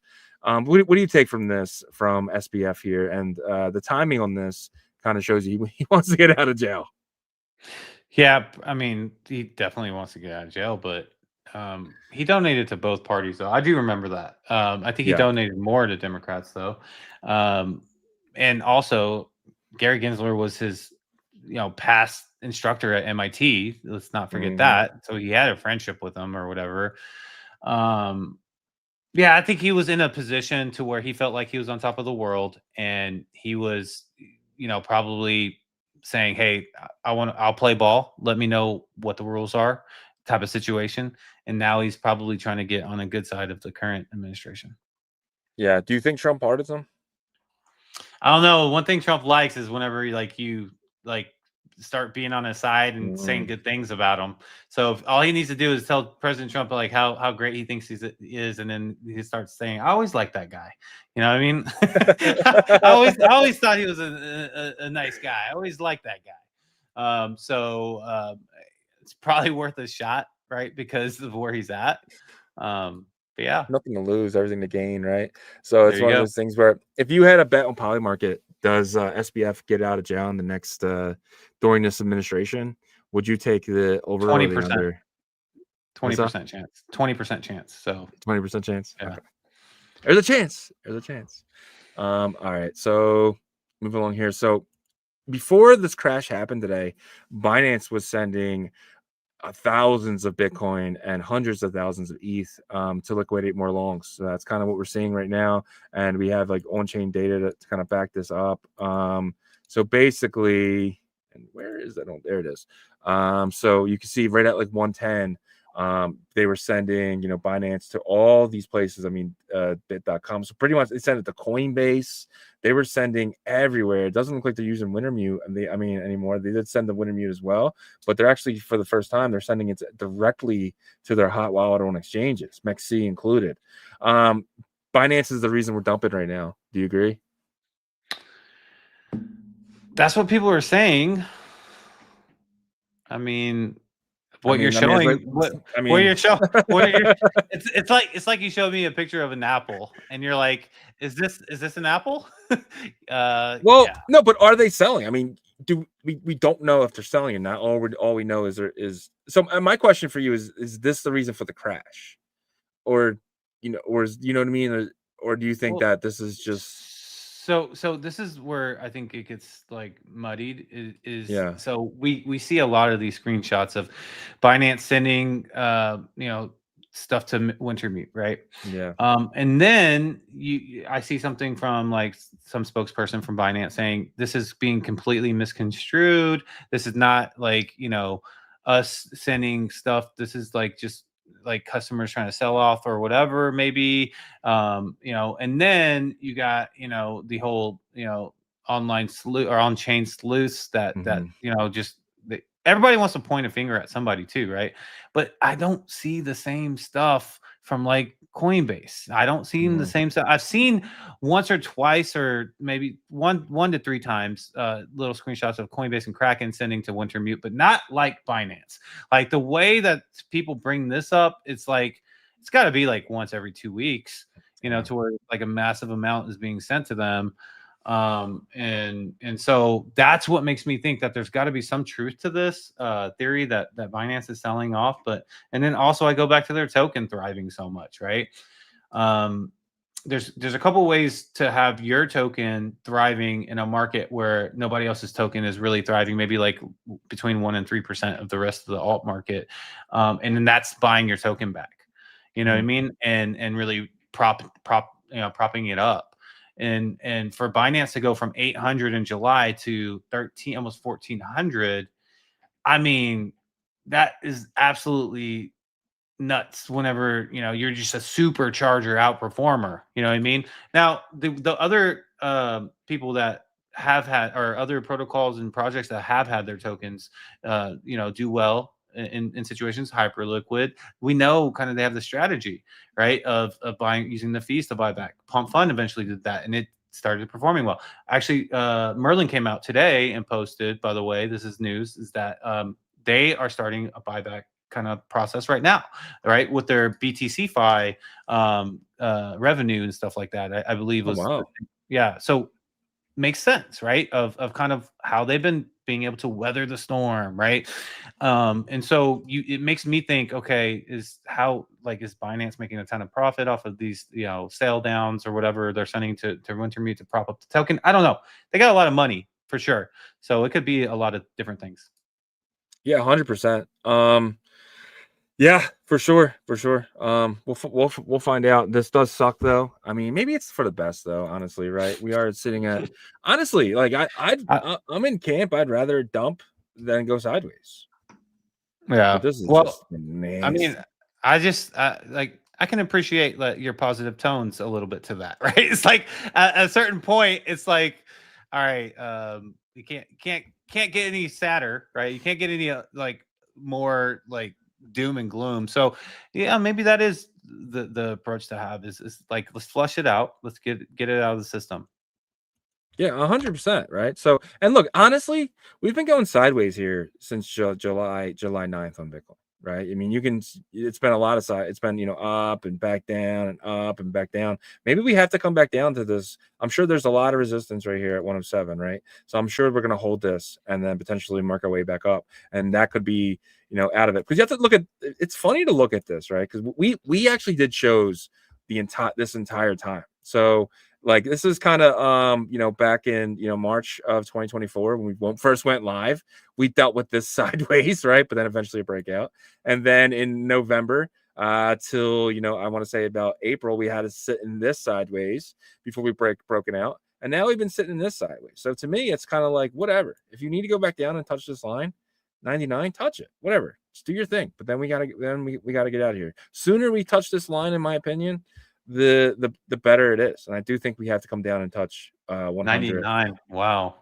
Yeah, I think maybe even like 94. I think potentially we have to come down, at least touch it before we can spend 3, 4, 5 months kind of reaching the next targets.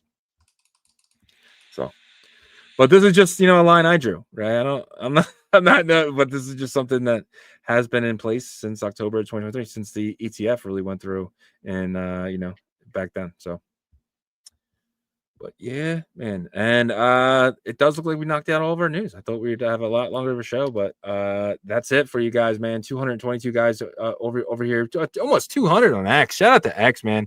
X has definitely been coming through for us 100%. YouTube 25 right now. I did see we had 35 earlier, so that's looking a lot better as well. It's been tough, guys. I know, don't get me wrong. I'm struggling watching content, right? I'm catching myself more and more just wanting to go play video games. I'm like, I gotta make a short, and I'm like, no, I don't. There's no reason to make. What am I gonna say on the short? And I'm like, I gotta go search for news and make a tweet. And I'm like, why? It's just there's just no reason right now. And for you guys to come in here and watch the show every day, we really appreciate you guys. Absolutely. And I think it goes to show a little bit of the mindset that, we've developed over the past 2 years, and a lot of you guys has as well. That's why you guys are still watching, is if you go back 2 weeks from today, even 3 weeks from today, I looked at some of the content numbers and stuff like that, and it was a little bit shaky. But then, we put our boots on and said, hey, let's get let's work harder. Let's give a better show. And you guys are a part of that. And that's what, it's an idea about getting into the comments more today and stuff. So always try to, control what you can control. And I think that is an important life lesson that we continually learn with the show. So appreciate all of you guys. Without y'all, we couldn't do this. We are very grateful for you guys, but also we're grateful for our partners, because without them, we couldn't do it. So if you could check them out, we would greatly appreciate it. Sats Terminal is the DEX aggregator swap for the entire Bitcoin ecosystem. if you're looking to swap for Bitcoin runes, Alkanes, and now Sparks tokens, you can do so at satsterminal.com. And if you use their swap, you will earn Amber points. And Amber points are going to go towards a give back for early adopters of the platform. That means you, as long as you're swapping. And if you connect your wallet for the very first time, you get a bonus. So got to take care of that and make sure you're taking advantage of that.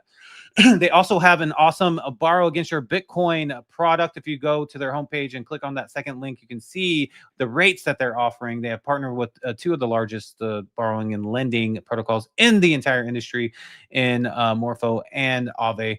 So they are going to make sure they aggregate the best yields and everything for you guys. So head over there, try it out. Let us know your experience and we'll pass it on to the team. But so make sure you're following them at Sats Terminal as well on X so you can get the latest and greatest updates as well. Head over to satsterminal.com today. And then Emblem Vault is the interoperability layer for the Bitcoin ecosystem. If you're looking to jump your Bitcoin ordinals or Bitcoin NFTs like Rare Pepe's, counterparty NFTs, you got to use Emblem Vault because Emblem Vault will allow you to jump your Taproot Wizards, which is an ordinal collection, over to Ethereum, take a loan out against it, and on the Gandhi application actually over there. And I'm sure they're going to open to other collections as well, open up to other collections. And the Emblem team is going to open up to other chains, other EVM chains as well. So stay tuned to that, and SVM, as they have Solana in their roadmap for Emblem Vault as well. Speaking of Solana, they have the best AI product in the Solana ecosystem called Agent Hustle. If you go to agenthustle.ai, you can use their free subscription and just test it out. Ask some simple questions, find me a couple 2 to 5x plays in Solana, and he'll say, I don't know if I can do that right now because Solana is getting beat up, but I'll do my best to see what's out there. And he will bring back some options for you and give you reasons why he thinks these are solid plays. Also, there's a conditional trading engine built within Agent Hustle to where you can set buy and limit sell orders on any tokens that he can buy for you in Solana. So you can, say, hey, Hustle, buy Fart Coin when it pulls back 35%, sell it when I'm up 200%. He'll take care of that once, whatever you can take care of whatever you need to. He'll take care of that trade and execute it on your behalf. So make sure you are over there checking it out. There's different levels of subscription though. Like I said, the free one, limited tool set for sure. Once you upgrade the subscription, you can actually pay in the Hustle token, which is the single token that powers the entire Emblem ecosystem. And you obviously get more and more tool sets, and you want to have as much of an edge as you can, and Hustle will definitely do that for you. Stay tuned to the latest updates for Hustle as well. Make sure you're following them on X because there's going to be some massive updates. I'm very sure of it. They also have another product in their ecosystem called Migrate.Fun. Migrate.Fun is a product that does exactly that, right? Makes migration fun, right? So you take they already had finished their first cohort with a bunch of projects that launched on PumpFun to migrate either on Bonk or have their own LPs. So you can basically migrate from a meme coin launchpad that locks that liquidity. They can help you unlock that liquidity to migrate, to kind of rebrand or get that just resurgence of energy for your community. As you see there, Memes AI, I didn't know this. This was actually a meme coin that was launched by the MEXC team. And so they used Migrate.Fun to migrate over. So congratulations to Jake and his team for having them over there. But yeah, so if you're interested, you started a project and you need help with this, reach out to their team at Migrate.Fun or the Emblem Vault team on X, and they will walk you through how to get into the next cohort or possibly another future one. Head over to Migrate.Fun to learn more, and Emblem.Vision to learn more about the entire Emblem ecosystem. And then Artura.Finance is the perps and leverage DEX of the Bitcoin ecosystem. They finished up their trading competition, so congrats to who won that. They are in maintenance right now because they have an announcement coming up that's going to be a big one about a new environment that they're going to be operating in. So make sure you stay tuned to that. But yeah, so you can go over there, check out the platform, see how it works, and they have vaults and things like that. So make sure you are paying attention to that. Also, next Tuesday will be the Trader's Edge episode at 2 p.m. Eastern. So make sure you are in on that, listening in, because really, really great insight from some, experienced traders for sure. Head over to Artura.Finance today. And lastly is the Merlin Chain team. They have their uniting Bitcoin strength through the power of AI with the Wizard version 2.0. This is their AI product that can help you swap cross-chain. You can swap for Solana tokens, BNB tokens. All you need to do is have some Merlin BTC in your Merlin wallet, and the wizard can handle that for you. You can also guide you through the Merlin chain ecosystem. You can, do DeFi swaps. You can stake within Merlin. And speaking of staking, they have a proof of stake security model there. And there's 3 ways you can participate in that. There's staking Bitcoin to earn more Bitcoin, which is one of the most popular staking vaults they have. Last staking vault with the very first initial one, they earned on average 17% for their stakers. A lot of institutional interest as well. $55 million of institutional interest, by the way. So you can participate in this as phase 2 staking. It's live right now. There's 106 Bitcoin in there. So I believe it tops out maybe at like 150, I think. And so if you want to get in there, you guys try to squeeze in there right now. But it is locked up for 3 months. It's locked up until January 8th. But, like I said, really good average on APR for that staking that Bitcoin there. And then they have 2 options for the Merlin chain token staking. The first one is Merlin chain daily staking, which is the flexible staking day to day. You earn 15% APR, which is solid for a day to day. It does take 7 days if you do withdraw, just their natural cooldown period. That's the protocol that they use there. So don't freak out if you do withdraw. It does take 7 days, but you can claim those rewards daily and compound interest those rewards. And then there is a 6-month bonded option, which you earn 45% APR. Same thing. You can claim those rewards daily and roll them into a compound interest strategy if you'd like. But yeah, awesome staking options there, man. Merlin is crushing it. Their team is constantly grinding, working hard. So happy and proud of Jeff and his team for achieving all their goals. And they have future goals, obviously, as well. Head over to merlinchain.io to learn more. And thank you guys so much for checking out our partners. Yep. Great job, man. As always, a couple comments just came in. Super fan. My guy, GM. Myself, I'm not big on trend lines. I'm more of a moving average guy. Yeah, 100%. I don't know. I've just always seen trend lines actually come into play, especially the long-term ones. But yeah, I agree. It's probably not the exact way to be charting this stuff, but if you guys have a few more minutes and wouldn't mind checking out OnChainRevolution.io, some of the best articles dating all the way back 2023. If you know someone just entering a space, please send them our website. We really feel like it can help them get started and code up to where we are today. New article just dropped: hot crypto airdrops and token claims. This is a must read, guys. These reads are about 2 to 3 minutes. You can knock them out fairly quickly. And, you can catch up on everything you need to know, from Binance to Monad to everything else. So definitely check those articles out. BNB article as well. And on top of that, we know we have Bitcoin L2, but so many more. You guys can go one by one and really start getting involved and kind of figuring out what is the best investment. So, and then we got VPN. So they just dropped it. They dropped it at 10 cents a month now, which isn't a big deal, but that's like, a good 10%, or 6% or something like that. So up to 77% off plus 3 months extra. So not only when you lock it in for 2 years, you get the 24 months, but now you get 27 months. You pay the $66, lock it in. This morning I was listening to another podcast, and the one guy on there said, I just paid $100 for my VPN. And I was in my head, I was like, dude, you could pay $66 for 2 years. I paid $100 for 1 year because he's paying $10 a month. He's not using the coupon. He's paying $11.59. Guys, use our, if you are going to buy something here, we have a deal with these guys where you guys get it for $2.99. Definitely use our link, lock it in for 2 years, set it, forget it, pay the $66, save potentially $140 for that plan. So, and then if you guys are interested in merch, we have some of the best merch: hats, jackets, shirts, and much more. We're gonna be adding more to the store as well. So check everything out here at OnChainRevolution.io. And remember, guys, we are live Monday through Friday, 11 a.m. Eastern, 10 a.m. Central, 8 a.m. Pacific, and 3 p.m. UTC. Check us out all week, guys, and until tomorrow. Peace.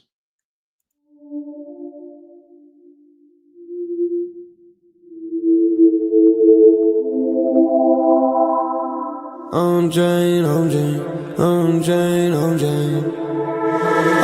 Revolution roll call.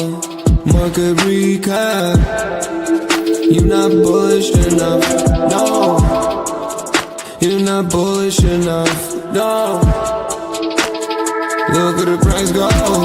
Bitcoin control. Why you still coping? Price action rolling. Don't fall for bear trap. Swapping indexes and putting it up in the sex. I can take profit right now. OnChain is where I be now.